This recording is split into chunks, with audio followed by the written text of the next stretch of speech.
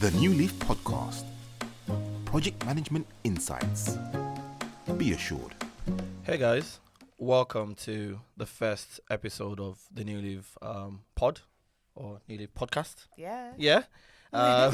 My name is Tolu and I'll be your host with the most, just taking care of you guys through this series of the podcast. I'm sure you guys are probably wondering, what is the Newleaf? Who are they? So we are an edutech startup. So for most of you that don't know what edutech means, it's educational technology startup. And what we primarily focus on is trying to support individuals and mentor individuals trying to transition into the world of project management and just generally the tech umbrella as well. I mean, we've been doing this for 3, 4, 5 years now. Wow, right? That's good. Yeah. We've mentored quite a number of people.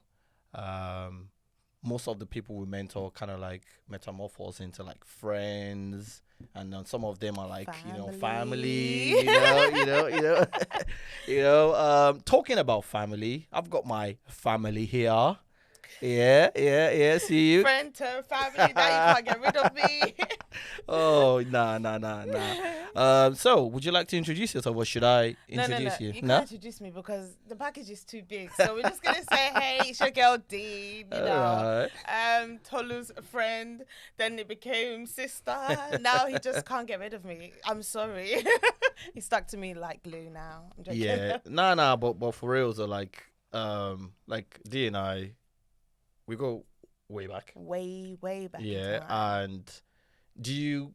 Nah, let's slow it down. Yeah. Let's really back a bit. Much just yet. Let's really back a bit, okay. Right? So basically, Dee, what do you do? So I am a PMO. Well, I've worked in the PMO industry for a while. I've worked in many different companies as a PMO manager. I first started off. Oh gosh, let's just start there. I started off in IT.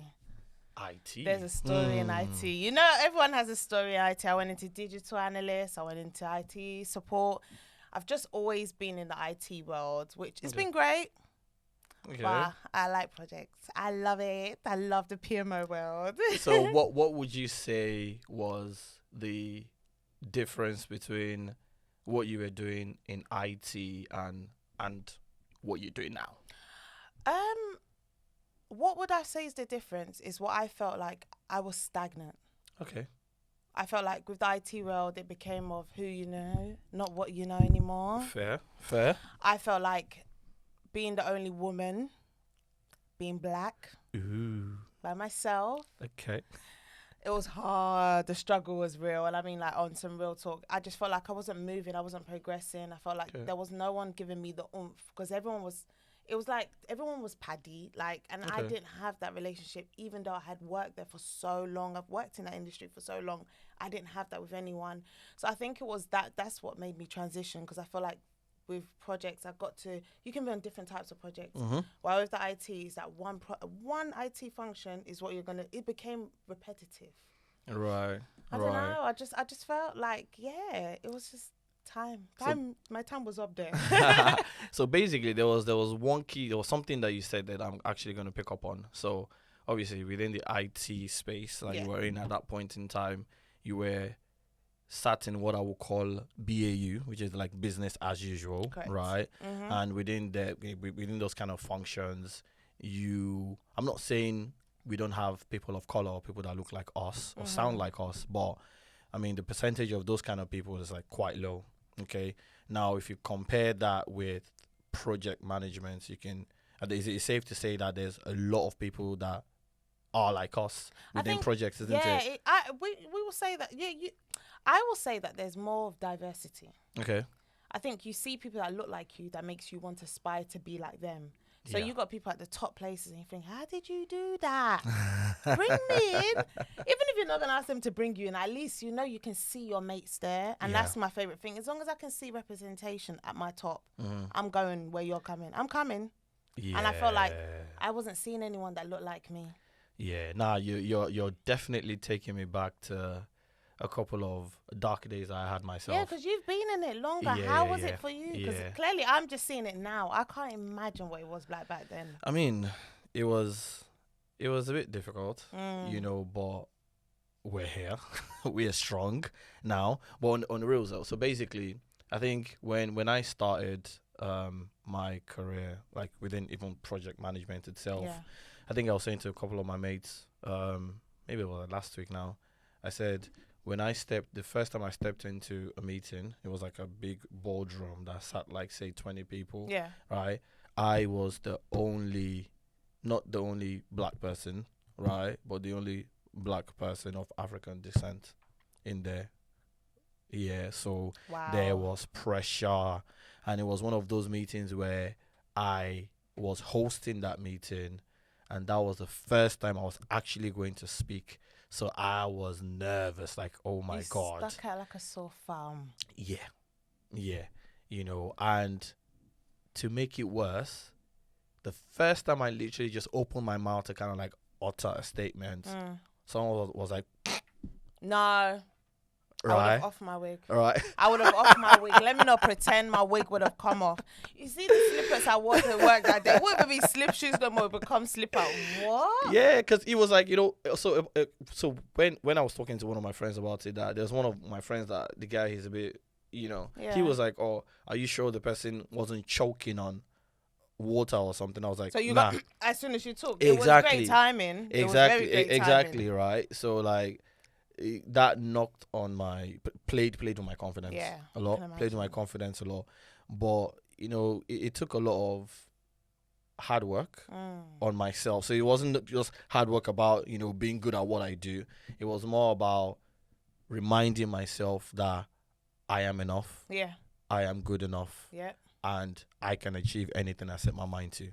That is Okay. hard. That is hard to believe at the time, but I can understand how you had to put your mind in that frame, because it takes sometimes one setback and it can set you like way back somewhere you don't want to go, and like you said, it was a dark place. Yeah. And that thing where you just said it can also make you have a major comeback. When you came Yeah. back, you probably came back fighting. No, I definitely came back. I definitely came back Okay. because it was more like, so if I had nothing to lose, maybe I would have just gone back into my corner and just start sulking. But because it was like, we die here. You die here. Do you understand? I was like, nah. When I thought about, like I've just come from a place where I didn't want to go back to. Yeah. Do you understand? So it was all or nothing. I love the way you just said that, because I feel like a lot of people don't understand that sometimes when you're put in your worst positions is when it gives you your best sort of performance. Yeah. I said when I became a mum, that was when my best value was when I became a mum. I think it pushed me because I felt, if you don't work, your child don't eat. If you don't eat, you can't eat. It will just be like, sticks basically. But you get the gist. I had to. That was where I knew that something had to change. So like you just said, when you're uncomfortable, that's probably where you started to think, nah, not again. I'm not going to feel like this again. Exactly. I love that for you. I was listening to somebody speak. I can't remember his name now. And then he said that you are in control of your own happiness. Okay. So someone can do something to you, right? But you then have a choice to make whether you want to be upset as a result of that person's action or that person's word. Okay. And I've been listening to this guy from like way back. So I literally just told myself, you know what? Forget it. It's fine. Yeah. Let's move. We move. And then, still better than yeah. And people, that's the thing, and this is one thing that people don't actually, you can't read in a book. Yeah. You can't read this in no project management book. The best you can get is, okay, fine, how to be a good project manager, how to be a good PMO. But no one actually talks to you about some of the struggles that you may face day to day in the workplace. That needs to be spoken about more. I feel like there isn't enough conversation about it, and it's dangerous. Because I think when everyone goes to somewhere and you're not having these conversations, and everyone's working there and everyone's going to work there and everyone's loving it, but if you're not having these conversations, the danger in it can actually do more damage. Exactly. Long run. Exactly. It's good to prepare people for it, So talking about the day-to-day struggles, okay? You're a PMO now, yeah, right? So how you finding it? Do you know what? I will say that I love it. I see the better things out of it. I feel like there's never one thing I'm doing. I'm not just doing a raid. I'm not just doing a status update. I'm not just doing progress. I'm changing the things I'm doing. So I think for me, it was the challenges of understanding, can I do different things at once? Can I organize myself? Can I actually be in rooms that in the real life, I will never be with these people. I will never have the conversation with these people. I sat down and I was looking around in their last meeting and I thought, we would have never crossed paths if we were not in this setting. Yeah. And I think that is, out of all the challenges I face, that is probably the most one, because I am the biggest one, because I have to realize that the way I talk to my bedrooms, the way I talk to my family, there's a whole other type of way of talking when you're around people. Yeah. That not only they're cool, but they may not understand your culture. They may not understand your banter. They may not understand hand gestures. And I keep saying that these little things that we do with our hands, someone was like, oh my God, don't do that. You're so aggressive. It's so aggressive. And you have someone that, oh, I like this hand, and you think, are you trying to patronize me? But you know, like that is, I think like it's language and body language that has been my biggest challenge. Understanding the nature of the project. And you know, something you've always told me is understanding the subject. Sometimes I go into these projects and I think, oh my God, this is overwhelming. I've never actually heard about this. What the hell is this? But then it was the wake up call that for you to even know what it is, understand what they're doing. And I think that was a big thing for me. Did you find yourself in your journey, because I know you've done quite a few things, what would you say was the most challenging one out of that? Like what role? And why was it so challenging? I mean, the most challenging would, for me, I think is my most recent role, right, when I initially started. Because, I mean, I've been doing this now for like 11 years. And, I mean, I've predominantly been working within data and cybersecurity. Okay, so I'm like a tech guy, right? Now, I made a conscious decision to diversify, if that makes sense. So I wanted something else I wanted to learn something new, okay? So I dived into the world of finance change, which is what I kind of like do right now. And having to remove myself mentally from the security mindset to business and numbers mindset was tough, okay? I found myself asking questions like, oh, have you considered this security vulnerability? And the girl was like, huh? What's that going to do with it? Like, what came you to do business? You're talking do you understand? Like, what are you talking about? So it's like I had to try to forget what I knew and then just relearn things, okay? And I've been better off for it, because obviously you can never actually forget what you've done for that long, okay? But now learning new things, I mean, I can sit in a room with like very intellectual people and we can talk about finance change and I'll be all right. But before, I mean, if you're talking about anything that's not cybersecurity, like you've lost me. Yeah, I still have that challenge now though. But I think that's your one's based down to experience. So I think I will get there. But coming from IT, I find myself like, have you guys logged this ticket? This is a risk. And I'm like, no, but it's not the risk that this people think is a risk. It's not my type of IT risk. Do you know? Are you raising an incident? They're looking at me. What's the incident? What's the incident got to do with what you did? And that is I don't know. Maybe it's language. I'm still trying to understand that. Taking myself out of it, even though I've done it for how, but I still find myself trying to take yourself out of it. Yeah. Okay. Now, for people who are, because there are a lot of people that would eventually be watching this. Touch word. God's will. That would just, the word IT will be vague to them. Okay. True. So basically, you were working like IT support. Yeah. Okay. So an IT support is someone that basically looks after. So once the system has been developed or implemented, right, and it's now in the business, you have a certain team that will be assigned to look after that particular system or application. Yes. So by looking after, it's more like if anything goes wrong, if there are any issues with the system, there's a process for logging faults, and then you guys pick up those faults as tickets, walk those faults through, close them, and something like that, right? Yeah, that's I will say it's that, but I would say I work with a lot of people that work in the old-fashioned method. So what you just said, so we went from being like digital analysts to IT support analysts to operational managers of each of our, what we will call in project manager, like work streams. Okay. We call them like little services, and it can be from different softwares that they're using, and they're small teams. Yep. But you see how with the project management, we have different people for different roles. You can flip to, even though someone's done this in BA, they can also go. The skills are transferable. When we were stuck somewhere, you was the specialist at that thing. And then then they told us to now learn how to log. That's why I said it became repetitive, because you kept doing the same thing. Over and over and over then they again. just like, okay, I think you should be logging in your own tickets. And I'm just like, well, what do you want me to do? Is it this or that? But because they were trying to stop making it repetitive, it just put like they were adding another layer of making it repetitive. So that was the drivers of why, you know. It was enough. It was you had enough. It was a wake-up call for me. Okay. And the money. Let's not talk about that. It wasn't talking to me. So the transition process, that transitioning process, right? How was it for you? How did you actually get into? It was hard. Yeah. It was. You played a big role to that. Let's wake that up. It was hard. So it's a long time I've been at that company. Okay. And I feel like I was not ready to go because I needed that security. I thought, being single parent, you sometimes can't take certain risk because you worry about the risk may not pay out. For some people can, but for me, I was such a negative thinker because things had not worked out for so long.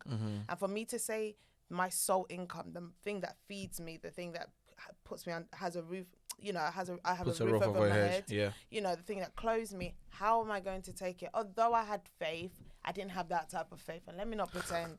I don't want to pretend to people and say I had the faith that I was praying and fasting. No, I wasn't. Let me not lie to you people. I was not. But the issue was that I got too comfortable and complacent. I thought I could retire here. If I decide to have more children, I know the package would be good. But then I wasn't I wasn't developing in any way. I felt like if you told me to do what I had to do, I would do it in 10.3 seconds. Then my day's done.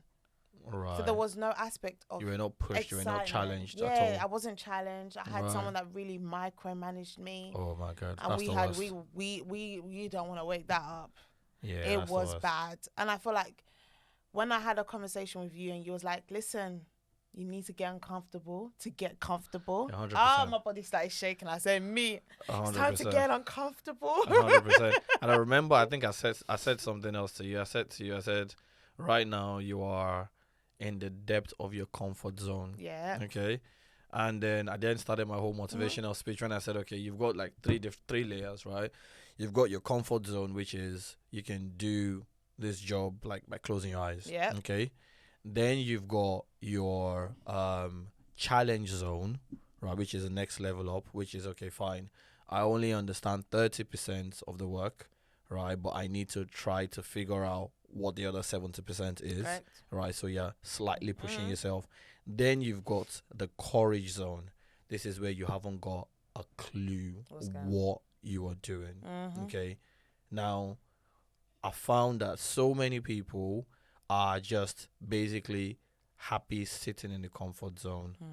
And if you do not take risks, if you continue to settle, you will continue to live a mediocre life. Yeah. It's as simple as that. That's how he said it. I think he even said it more brutal than this. Yeah, even he's breaking it down. But what you said, and that woke me up. Yeah. That woke me up. Everyone that says stuff, I'm usually the person that gives the motivational speech. But you see, when you said that, I thought, Benny, wake up, you know. It woke me up. And I feel like months. I don't think it even took a month. I was out of there. I just felt, this is like, you guys ain't cutting it for me no more. And what you just said is how it was. It was the wake-up call. And sometimes you need that one person that wakes you up and say, you're too comfortable. Yeah. You need to get a bit uncomfortable. You need to make sure you get into somewhere, learn it, build yourself up so you can go into the next thing. And I didn't have that for so many years. Not that it wasn't happening, but wasn't the right person to say it to me. Yeah. Did someone do it to you, though? Like, I don't know. I find so it. For you me, to do that, did someone else do it for you? Nah. No one actually did that for me. In fact, when I was life just happened to me. Yeah, I knew that. So I finished university, my master's degree, and I got a job that was paying me like 30K. And by the time I got paid, I paid my rent, paid the bills. I literally had like maybe like £500 left. So when the boys called me to say, let's go out, I was always, it's either I'm sick or it's always coming up with excuses because like I can't actually, I couldn't go out and be able to have a good time and be a young guy that I was at that point in time. So I just started asking questions, started talking to people. Oh, okay. So what are you guys doing now? What's in vogue? Like what people doing to make money, right? And I had this particular friend, and he was doing very well. I mean, in all fairness, he told me about project management, and that he tried his best, but one of them ones where they want to help you, right? They're telling you that you are going to pay eventually, right? But when they see that it's about to start happening, right, as opposed to encouraging you to go for the £300 a day, £350 a day jobs, they'll basically tell you, why didn't you start off on 35K? So that you're starting easy and then you can pace yourself. Right. So yeah, that was another wake up call for me. I was like, okay, fine. You know what? Actually, I'm not gonna get upset because maybe that's the route he took. So because you can only give what you know. I know, but do you think they actually was given? And I'm not saying it to a personal person, but I do think they give what they know. Yeah. You just don't. You can't do better than certain people. Yes. That's what. Let's stop dilly dallying around it. Yeah. People like to help. But they help where they think some people. I'm not gonna say all because I can help and help to what I can give because I don't believe my blessings will come from not making you prosper. My blessings come from God. Do you understand? So what you just said there, he may have two things can be right. He may have not known that was all he knew. Yeah. However, the other side is, could it be that you were seen as more, this guy can do better than me. This market, nobody really knows at the moment. Yeah, I mean, two things can be right. Yeah. I mean, so I decided to, at that point in time, and still now, I decided to take the positive approach, which is he basically gave me what he knew. Okay, fair enough. Do you understand? And then, big ups to Frankie. Don't know Frankie. So I met up. I had a chat with my boy Frankie, and big up Frankie. He just basically put me on, and showed me the way. Spoke to a couple of people. I like that. Got shaken up, got trained, got upskilled, and then that was how my journey started as well. How's Frankie? He's good. Nah, he's good. He's good. Yeah, Frankie's a boss man. Oh, big up Frankie.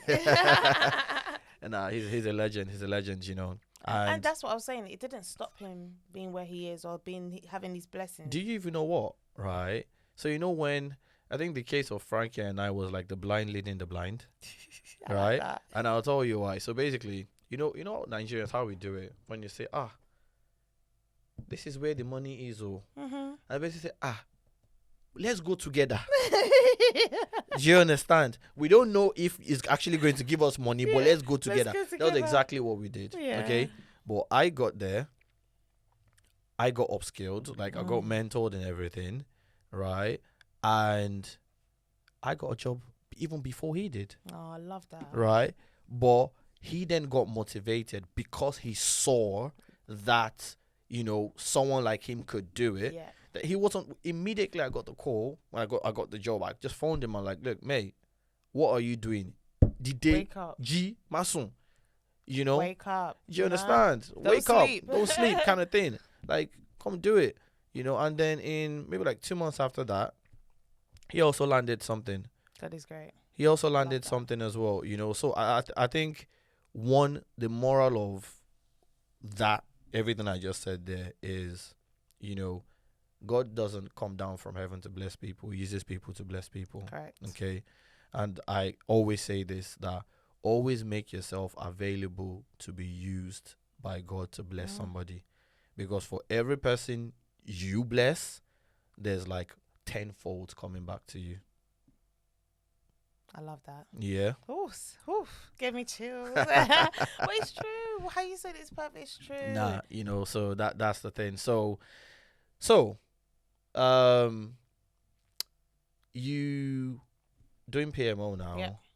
It's really, you said something about it's helped even like the people you're talking to in the office, the way you speak to them is helped not just like Right. your professional life, it's helped on your career, it's helped your personal life as well. It did help me, so I'm very sure it's helping you too. I felt, And obviously the money is Yeah, I'm more comfortable. I'm at Yeah. my blessed. You know what? God willing, I'm not even touching wood because I know He will continue to do this. I'm at my Yeah. best place I've been in a long time, Oh, that's good. and that's a place where I never thought I'd get there. Mm-hmm.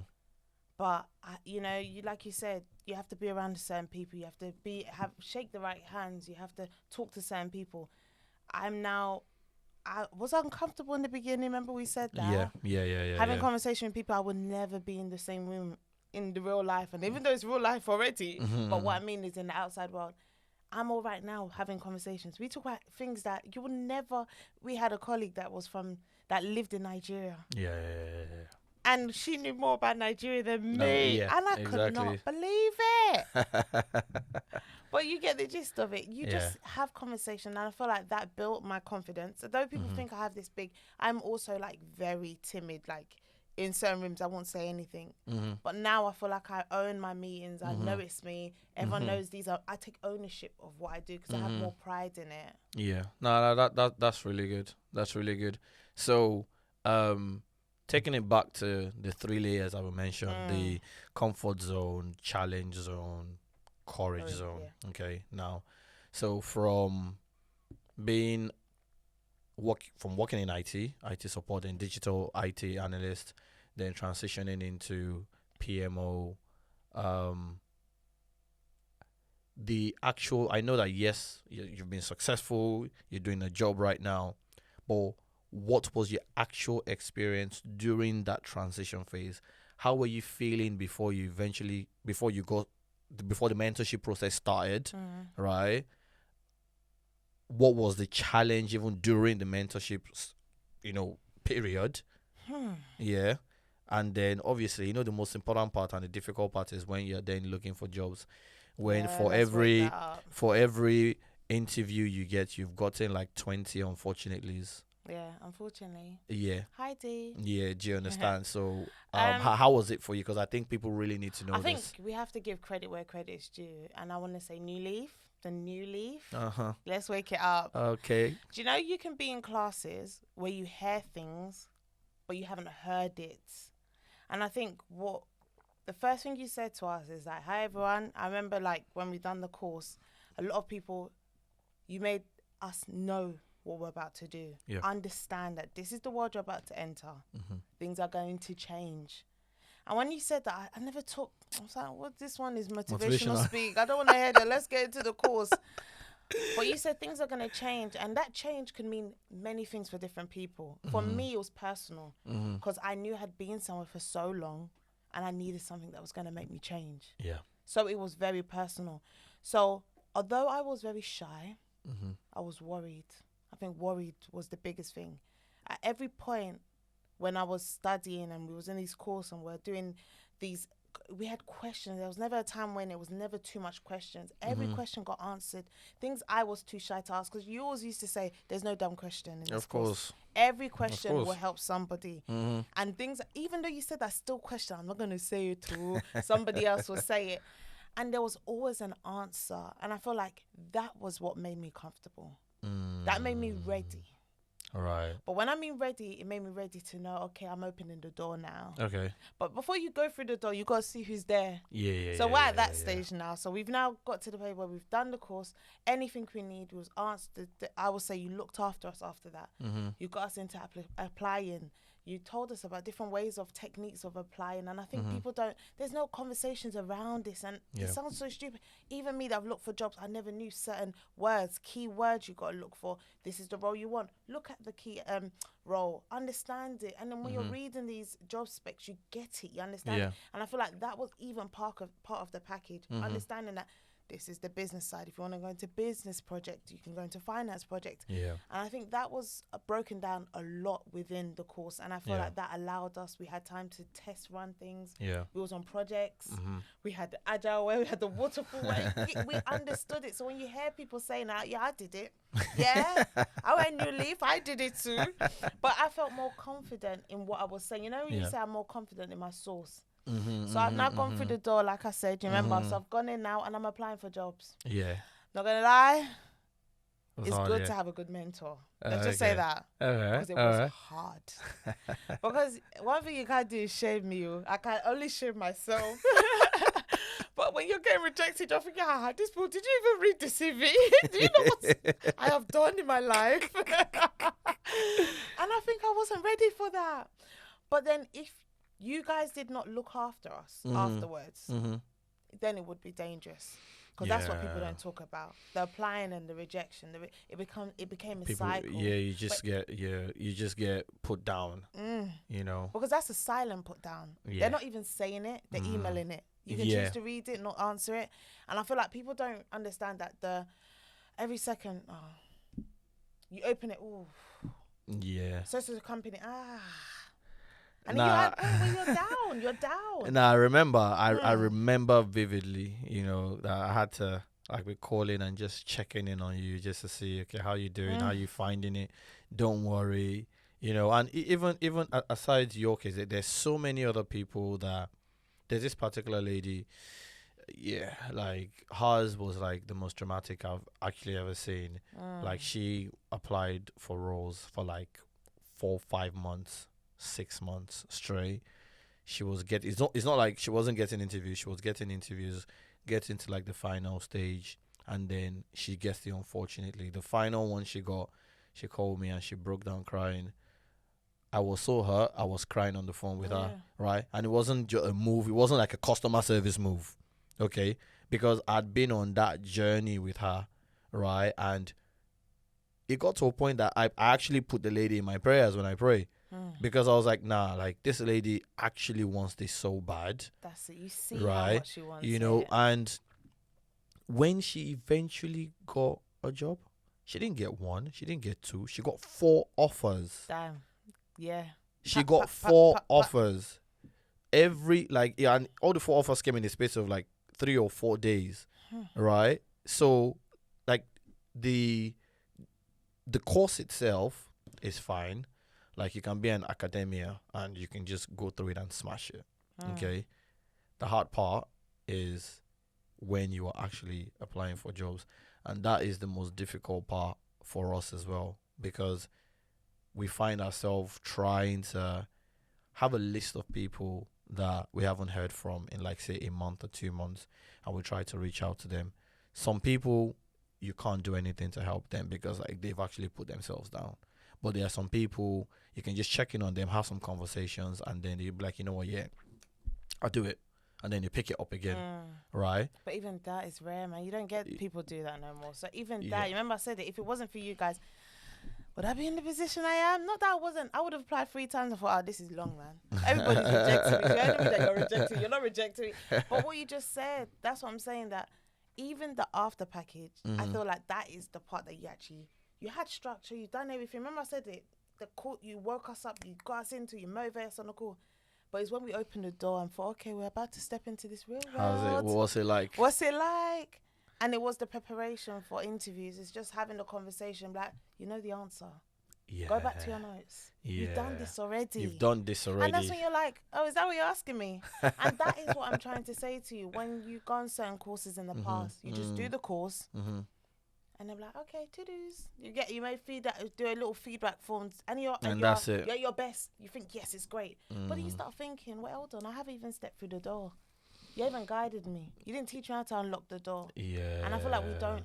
That is what I believe you guys have got 100. And I understand that some people may knock themselves. But my experience with you guys is that you've pushed me to still, even at the position I'm in now, I'm always looking at, I want to know what they're doing.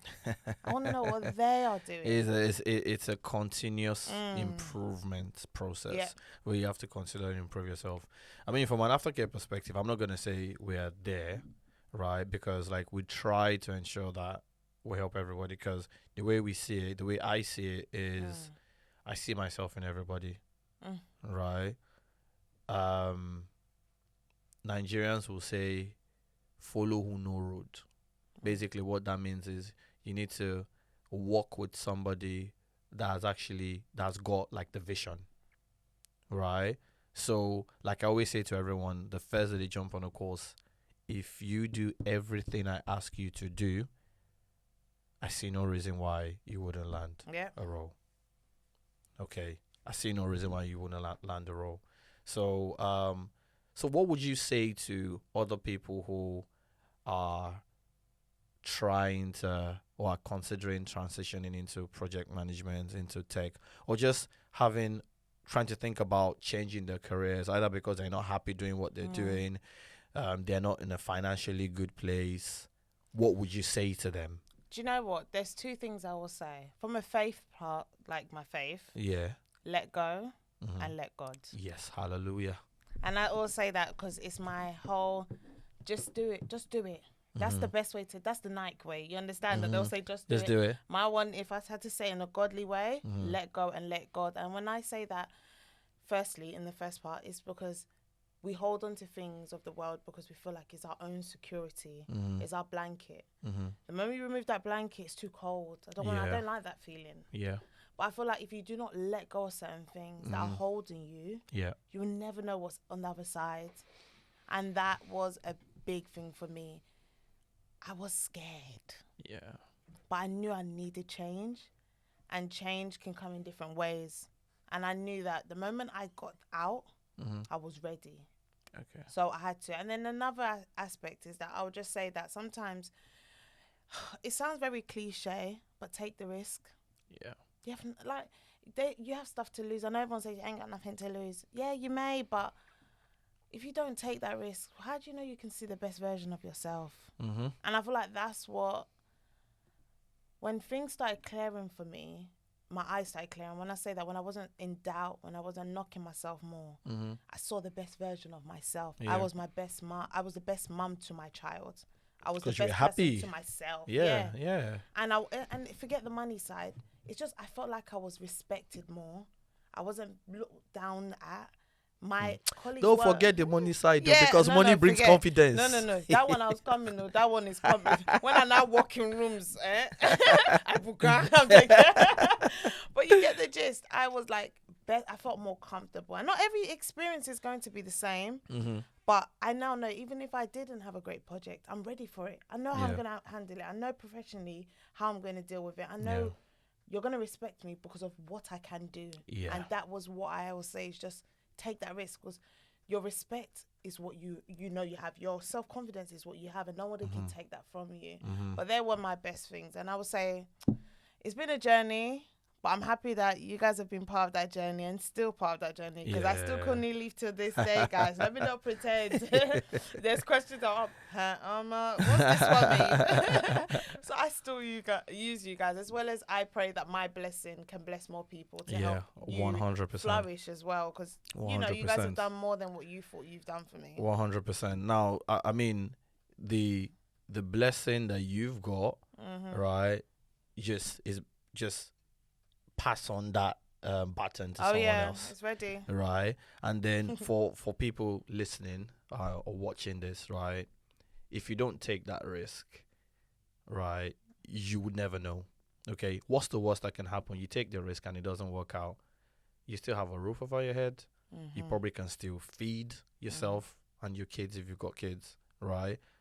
But imagine if it actually worked out. Just imagine it. Everything's going to change for you. Literally everything's going to change, right? So take that risk. Yeah. Right? If you're considering taking that risk, you can reach out to me. You can reach out to me on Instagram. Our social media handle is @thenewleafgroup_. Or you can reach out to us by dropping an inquiry on the website. The website is www.thenewleafgroup.co.uk. Okay. Just drop an inquiry. Let's have a chat, right? Doesn't have to amount to anything. let me talk to you. Let's see where you're at. Yeah. Let's see what you're struggling with, and let's see what we can do to kind of like help you. Because again, there are different roles within the tech space. Yeah. Okay. What we do is without putting you through any form of test, we do like some form of personality test to assess how your personal traits can be aligned to, the job role that will be best suited for you. Okay. So, reach out to us, the Newleaf Group. We're here. We care. We believe in you, and we want to work with you to ensure that you can be the best version of you. So, dive right in. Yeah? D, what would you like to say signing out? We're family. So get We're to family. know. If you're not ready to know, we're waiting for you. And I'm not going to lie, it's one of my best choices I've made. So. Thank you thank you so much, guys, for listening to us, for watching us. Until we speak again, have a good one. Take care, guys. Thank See you, guys. Bye. The Newleaf Podcast. Project Management Insights. Be assured.